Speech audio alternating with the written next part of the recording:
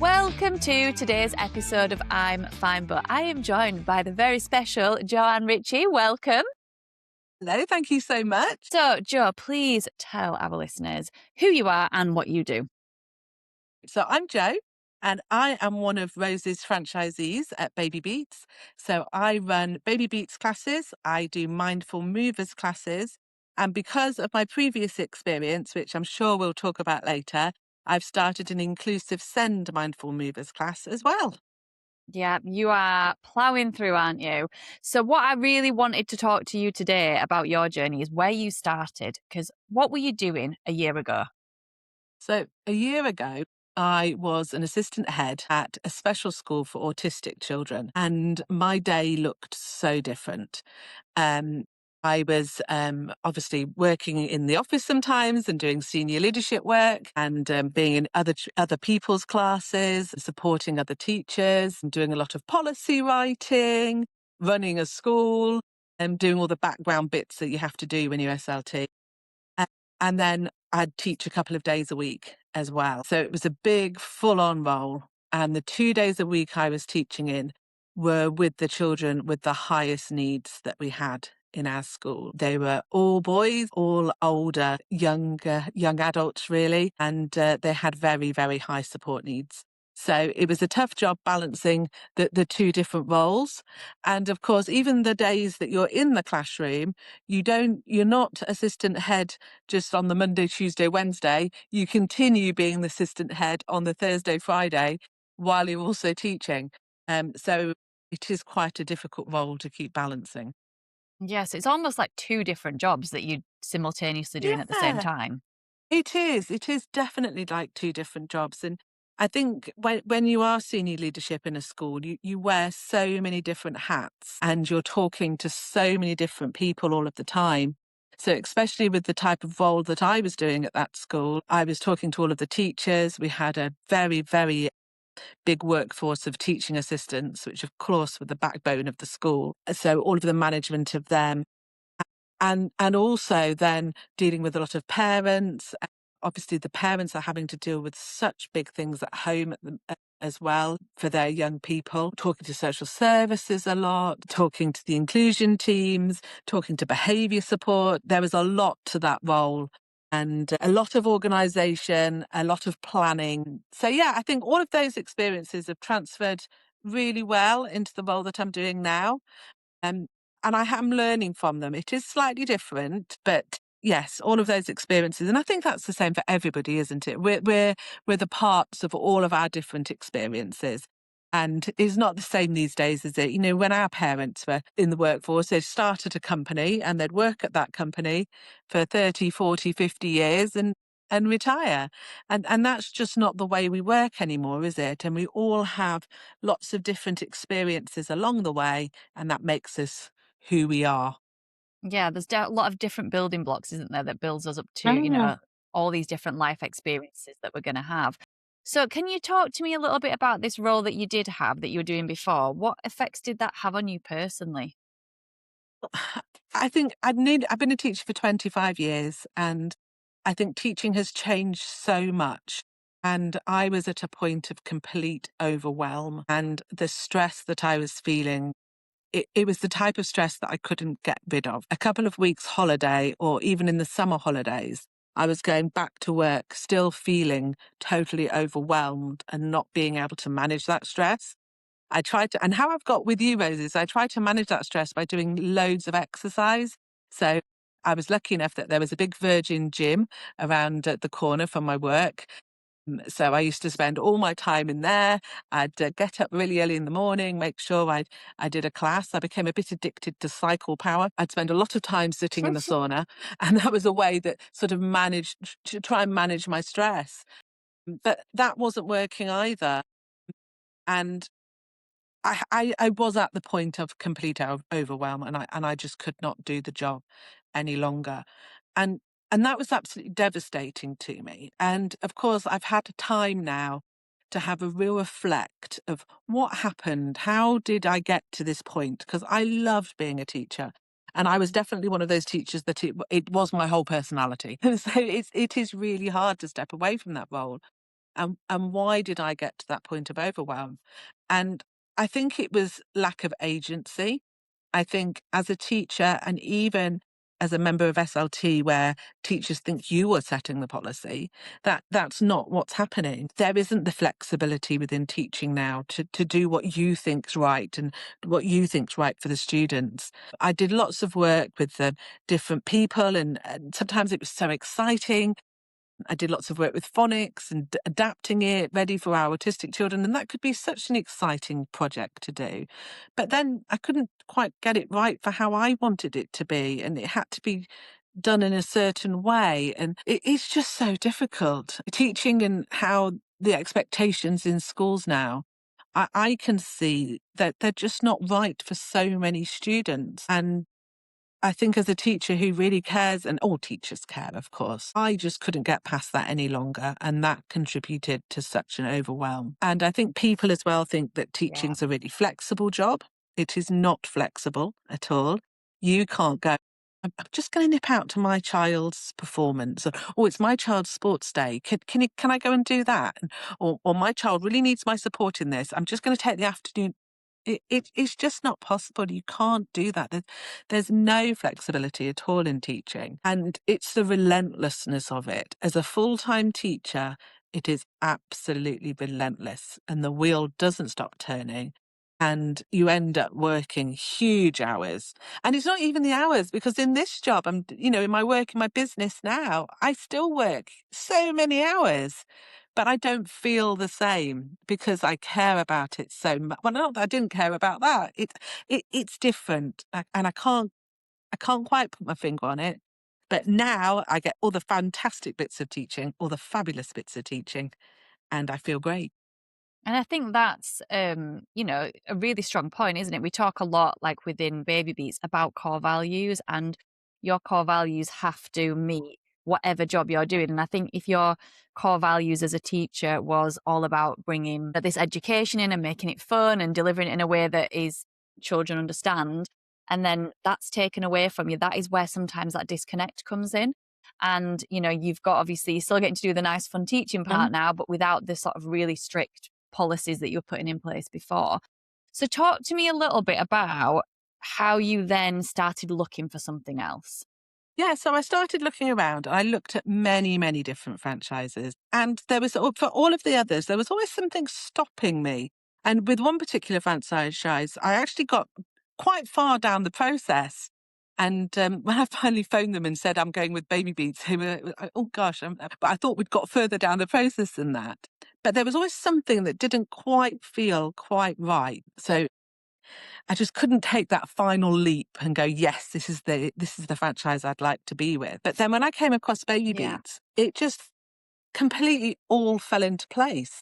It felt as you talked about, the values and the culture that we all have in Baby Beats matched my own. That was brilliant. The flexibility in Baby Beats as well, and the amount of support you get, that means everything. And also, there isn't you have to have the lesson look exactly like this. And here are all your lesson plans, Joe, and you have got to make it look exactly like that. And this is the script, and these are the things that you have to say. I have that. Okay, I always have the same process, and the class always looks the same in a lot of ways. However, I can change that to the children that I'm working with, or to the mums that I'm working with, and that means a lot as well. And it fits in with my core values a lot more. So being able to say your communication style is through Makaton and with symbols, and with Mindful Movers and Baby Beats, I can go, right, here you are, guys. I can do that for you. And I have that flexibility. And also thinking on with my Yeah. business brain, which I'm learning to do with my business brain. I'm still not very good at that yet. I'm learning. There's so many different revenue streams with Baby Beats as well. I can have my mindful movers, my Baby Beats, my functional foundations. I can go into nurseries. I can go into schools. I can go into care homes. I can do seated exercise. There's just so much that I can do. And I don't think other franchises have that flexibility. Yeah, the market has changed massively. And I think we've got to, within business, we've always got to be adaptable. And if we're not, I think that's when we really, you sort of hit a brick wall of not being able Mm. to adapt to what's happening in the economy. So what got you looking at a franchise in the first place? Because you've gone from full-time employment. Yes, Was that your first port of call to go straight to franchise? Or was it definitely did you not. look at other employment first? I looked at lots of other employment first. I actually was offered a job, a couple of headship jobs and a deputy head job as well. And I looked around them and they didn't make my heart sing. If you're going to take a big job like that, you need to feel so excited about it and to go round and think, yes, this is what I want, and really feel like you're grasping something and feeling like, especially in the beginning, you've got to be really excited about it. And I wasn't feeling like that about it. And I could see that very quickly I would get to that point of overwhelm again and the amount of stress, and it was making me really ill. And I thought, I can't do this anymore. Just changing schools isn't going to make a difference. And I've really noticed that the effect on my family for me feeling healthier and happier has been unbelievable. And you think you're managing the stress, and especially as a mum, you think you're managing the stress and making it look like it's not happening to the outside world. And I think the vast majority of the time you are. However, our whole household just feels lighter. And the relationship with my husband is so much better. And he seems so much happier because I think he's seeing I'm happier. And that makes just everything in the whole house feel better.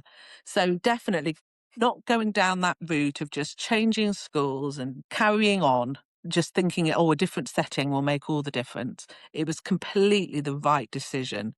I know there's moments, of course, things haven't gone quite so well, and the contract I thought I was going to get, I didn't get, or oh, only 4 people turned up to my class today. That, you have the moments of those down moments, and you have those moments where you think, oh, why didn't I just accept that job? It would be so much easier if I accepted that job. And I actually verbalized that the other day to my husband, and he went, no, you wouldn't. It wouldn't be easier, you wouldn't be happier, it would be dreadful. And I was like, "Yeah, you're right. You can't think like that. I've committed to this now, I'm working hard at it, and it will work, and it will be brilliant. It just takes the Yeah. work, doesn't it?" It does, and I think you are in a really sort of, I think, what I call kind of like the danger stage, like the vulnerable stage. Mm. So what we tend to see with people when they come from employment into a franchise or into sort of building their own business is once you've made that decision that you are going to do something else, it becomes very exciting and it becomes almost Oh. like an acceptance of this. I'm going to get really excited. I'm going to throw myself into it. Yes. And that is such an exciting stage. And then once you get to the point of launch, that reality for the first sort of 6 to 8 months of up and down like a roller Mm. coaster. Some days, yes, I've got this, I'm going to do this. Other days, oh my gosh, what have I done? Yes. Oh, what a decision I've made. Am I going to be able to make this work? It can be within the hour, can't it, Rose? At the beginning of the day yesterday, I some I hadn't had many people in class. I was feeling a bit vulnerable about it. Then I had some lovely feedback from a nursery that they'd put on a Google review for me. Then I'd had some lovely contracts. I've got an appointment to go and with a nursery, and that's looking really positive, and like that's going to go ahead. And then a school phoned me. So it you can be right down here and then right back up there again within an hour. But I think I recognize that within myself. And I think I am that type of person that has very high highs and very low lows. And I've learned that I need to regulate myself more and learn how to regulate my emotions more to be able to keep on that even keel and to be okay. And being okay is fine. I don't need to be supremely happy. I just need to be okay. And we need to go along at this level. And I think I think having your own business, you learn so much more about yourself as well, don't you? You do. You learn exactly how you work. You learn so many different things about yourself that you didn't know before. I think I've learned more about my emotions. I know that I'm a high and low person now. And I think I knew it before, but I'm really recognizing it now. And I've learned as well. with work, I am an all or a nothing person. So if I get up in the morning and get on, the day is so productive and so much gets done. However, if I get up and think, oh, I'll have a lazy breakfast and oh, I'll go for a walk. Oh gosh, it's got to 11 o'clock and I haven't done anything yet.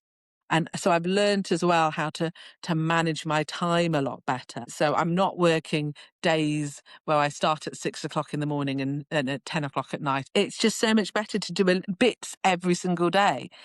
So I've learned about managing my time a lot better. I've learned about my emotions a lot better. Yeah. So I think it's a roller coaster, isn't it, having your own business? It is, and I think especially in the early few months and even in the first few years, you have to constantly be your own cheerleader, and you've got a really amazing supportive husband as well. And it's having those people who are backing you when you have those wobbly days where you're like, Mm. "Oh gosh, I've got to, I've got to get this Yes. contract." And I think for me, the highs are knowing that I've brought that income in at the end, and Mm. it's getting to that point where I'm going, I know I can do this. I do know I can Mm. do this. I've just got to, as Erin says, put my big girl pants on and go out there and Yes. do it. And Yes. having the self drive to do that as well. Mm. Mm. And the same drive isn't my problem. And I've learnt that. Motivation isn't my problem.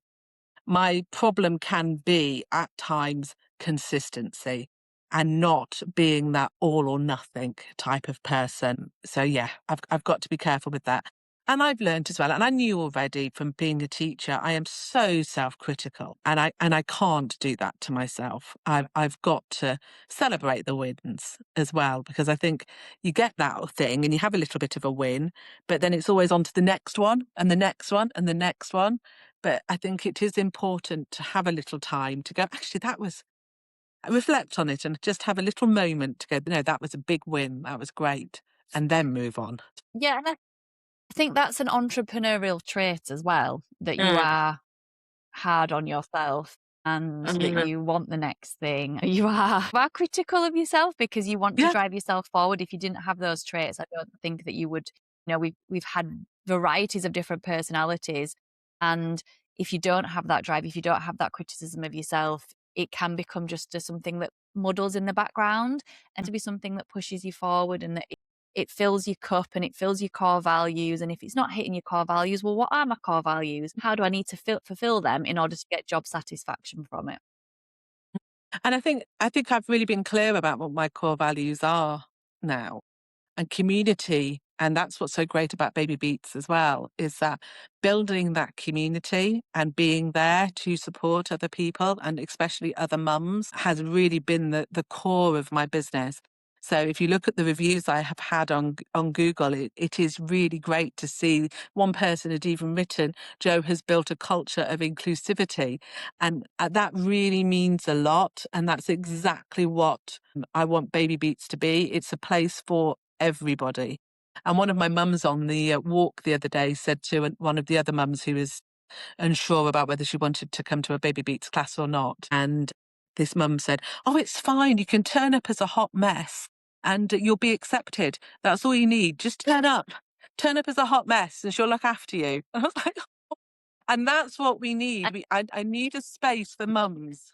yeah, yeah, you Definitely. definitely do. That's the culture that it's for everybody and every woman, no matter where they are within their journey, that they've got a space. So do you ever look back and sort of look at where you are now and think, I had no idea 12 months ago that this is what I would be doing? I'm still at that point where it doesn't quite feel real. Does that make any sense? I've got this Yeah, business yeah. and there's so much work I've got to do on it still, and I've got very clear goals in mind, and they are monetary goals as well as building a community. And because I'm not, I don't feel I'm quite on that journey yet. I don't necessarily feel I can look back. Ask me that in another year. Yeah. I think in another year I can go, Okay. I can't believe I've got this far. And I think a lot of people shy away from that. They shy away from having the monetary goals. It's Mm. something that we talk about money mindset quite a lot that, you know, it's great to have, the community, core values and the aspects of, what we want to bring and that we want to make sure every woman feels inclusive. But actually part of running a business is wanting to build an Yeah. income, wanting to have that freedom and flexibility and the compromise of it as well, because, you can work every hour under the sun, or you can go, well, actually, this is the income I want to hit, and these are the days and times of the week that I actually want to be working. Think we've done a lot of work about that at Baby Beats, haven't we, within our training, and we've had discussions about money mindset. But I think because of before I was a teacher, I spent a couple of years working as a recruitment consultant and a year working for Yellow Pages. And of course, back in the 90s, as a recruitment consultant, it was all about money. And I can remember the David Ajose, bless him. I wonder where he is now. I do wonder. He built this amazing recruitment consultancy. It was brilliant. And he said to me once, "Joe, what do we do here?" And I said, "Well, I get business and I find the candidates and I put the two together and I make sure people have a job." No, no, he kept saying, "What do we do?" And it went on and on for ages. I was like, "I don't know." And he said, "Joe, we make money. Your job is to make money." And I was like, "Okay." So I have had that experiences before. And Yellow Pages was all about money. And back in again, it was the end of the 90s, and it was sell, sell, sell. Those really hard sells, I've been used to having that sort of money mindset, and money does drive me, and I'm okay about that. However, I've also found that having those bigger jobs. And as deputy head, I was earning it was a big school and I was earning, a very good income. And if you ask teachers in general, money is never the problem. It's not the money. I was paid well. And stepping back from that big salary and all of the things that come with it and the nice holidays and the nice cars, I thought that I'd find that harder, but I haven't. So maybe I'm not as motivated as I thought I was. We haven't got our big fancy sailing holiday this year, and it hasn't bothered me. Yeah. And I think you get to a point where there is more important things when you weigh up the stress sometimes of what you were doing before compared to actually having, the life that you want to live. Mm. And, we've done it. Our whole family, there's five of us. We all live off the income that I bring in. My husband now works for the company. He's gone from having his full-time job, his full income to going, okay, well, I'm going to now take that away, but actually the things I'm gonna benefit for are that he picks the kids up from school and, yes, he's not earning what he was earning before, but he's actually getting so much more from it than he was with just getting a paycheck, but actually Yeah. traveling 2 hours a day in a hot car. And it makes so I think we think we're money motivated, but maybe I'm not. I d It's nice to have those nice things, but when you're so stressed, you spend money on things just to make yourself feel better. And that doesn't work, does Yeah. it? And that's not making anybody better and feel better about themselves. So yeah, maybe I think I'm money motivated, but maybe I'm not as much as I think I am. So if we've got someone, Joe, who's listening, who's thinking, maybe they're a teacher, maybe they are at a point that you were at a year ago, and they're thinking, I could possibly run a business. I think I might want to dabble in that. Have Yeah. you got one bit of advice that you can give to them from, your experience of the last 6 months? I say just do it. Take that step. Because I think when we're teachers in schools, you become very institutionalized. You think that you don't have any transferable skills. You think, I, what else can I do out there? There's nothing else out there for me to do. But that's not true. You've got so many transferable skills. I'm going to be having a strategy meeting after my talk with you. And a lot of that is what I used to do. I used to action plan. All of the teachers out there are making action plans and they're sticking to their action plan. And I know how to do that. And so do they. And that's what you need to do for your business. You've got the confidence. You know how to talk to people. You can build relationships with people quickly and easily. All of those skills are what you need in business. So you're far more powerful than you think you are. You can do this. Yeah, that's such an important message because, you know, you know so much as well about sort of the inclusivity space and about dealing with children with additional needs, far more than I know. You've Mhm. got such an amazing skill set, which is such an asset to your business. And I think you're completely right as a teacher. You know, we speak to so many people that it is just taking that first step and going, I can do something else. Yes. You know, and definitely go and follow Jo online and see all this you know, the great content that you put Mhm. out there because it it just shows that you don't have to just stick within that box that, you know, you feel like you've trained in and you've done for your adult life. Yeah, there's a lovely mum out there. I think she's called herself the patchwork teacher. I've been following her on social media. And again, she's another teacher that's left and is building her own business. And it's been great following her because we've even connected a couple of times because we're finding the same thing. There is stuff out there. You can do it. You can break away. You've got loads of skills. You've got loads of knowledge. You think, as a teacher, I think you think everybody else has the same skill set. You think everybody else knows what you know.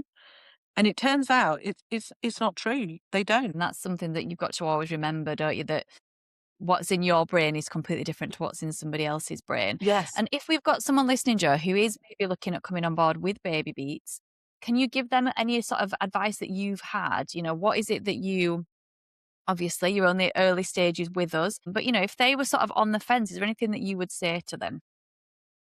Say, really sit and make a plan. So have those conversations with Rose, listen to what Rose is saying, and then work backwards and think, right, what do I want my life to look like? And what do I want my family's life to look like? And what would I need to do to make that happen? So that's what I did. And I sat and I made a plan to start with. And then as I started putting those numbers together, I thought, this is possible and I can do this. And as teachers, we're so good at being able to switch between different things and change our brains. And as you said right at the beginning of our chat, that we're used to having so many different roles as teachers all at the same time. And we're so used to being different things to different people. And that's what we need to do as a business and what you do as a business leader at Baby Beats. So you can mix it up as well, you know. So make a plan, think, what do I want my life to look like? What classes will I have to do to be able to do that? What contracts do I think I need to do that? What sort of price do you think I'd be able to charge? Make all of that sort of plan first. Think, okay, how many days supply might I have to do? What other extra income streams might I need for a little bit until my business is up and running well? Look at it and think, can I do that? Is that possible? The answer is yes. Yes, you can. And I think that's key, Jo, with what you've just said as well, is that business, whatever business that is, whether that is a franchise or it's an independent, it takes time to build up. You never walk into a business. You know, it used to be that it was 3 years when you would actually start to break even, which nowadays I think, you know, we want things so quickly, don't we? We want things within like, I want Amazon to arrive tomorrow. I want that Mm, thing to come so quick that actually going back and thinking that the 3 year mark is when people were just breaking even. And if they got to three years and they were not breaking even, it's not a viable business. mm. Now, we kind of get to almost like a few months and we want, you know, we want to be like, oh, we want to be in a lot of profit. We want to be in a lot of profit. Whereas actually, things have got to build really consistently and organically to be sustainable.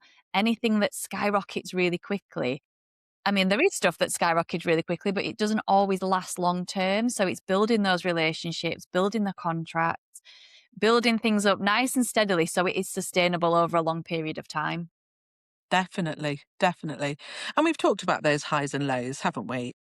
So if you think you can deal with those highs and lows, if you think you can make it work, just go for it. I was chatting to somebody at the gym the other day and she said, Joe, now you've been self-employed, you're never going back. And she's right. She is absolutely right. I don't think I'm employable anymore. You won't. No, and this is what I've said so many times. I can never see a way of being employed. Like there's not a Mm. chance. Joe, tell our listeners if they want to find you online, where can they find you?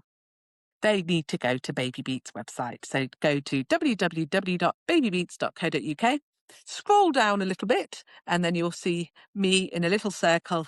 Click on there and you come straight on through to me. Perfect. And what about your Instagram handle? Where are we there? Oh, yes, that's really good. It's at South Knots Baby Beats. Go and connect with her. Go and see the amazing work that she's doing. She also runs free events as well, so free walks. So if you just want to find a little bit of community, there is so much going on. And if you're just not sure about what's right for you, reach out to Jo and she will have a lovely chat with you, find out what you need and point you in the right direction. Definitely. Thank you. Well, Jo, thank you so much for joining us today. Thank you very much. You've just listened to I'm Fine But. If you're unsure about business or what really matters to you right now, why not take our free core values course? It's linked in the show notes and it's a brilliant place to begin. Don't forget to subscribe so you never miss an episode, and you can follow us online at all your favourite social media platforms at BabyBeats UK. Until next time, I'm Rose and I'm fine. But honestly, we're all just figuring it out.